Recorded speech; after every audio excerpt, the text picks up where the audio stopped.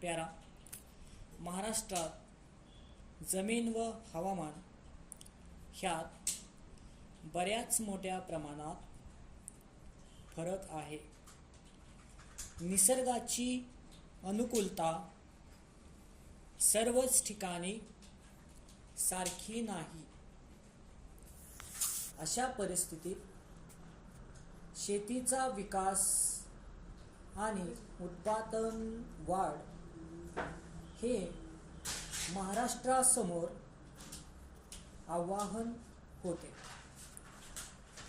महाराष्ट्र राज्याची स्थापना दिनांक 1 मे 1960 रोजी झाली.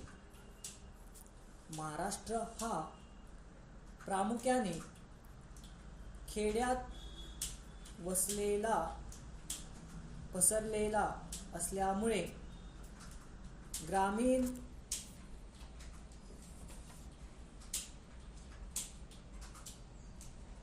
म्हणजे बहुसंख्य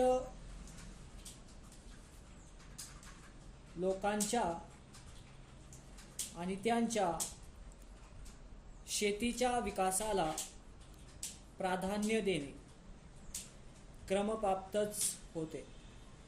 लोक खेड्यात राहतात आणि जमीन हेच त्यांच्या उपजीविकेचे साधन आहे.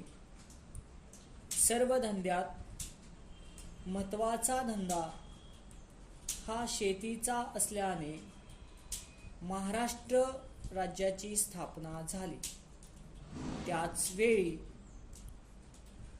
कृषी विस्तार कार्यक्रमाचा आराखडा तयार करण्यात आला.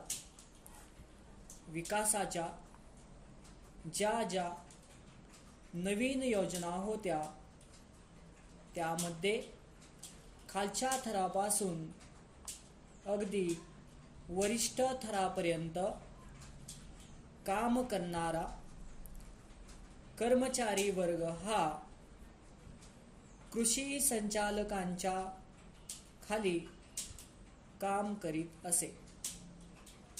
लवकरच त्यानंतर कृषी विभागाची पुनर्रचना करण्यात येऊन एक अधीक्षक कृषी अधिकारी आणि त्यांना सहकार्य म्हणून 3 उपकृषी संचालक नेमण्यात आले.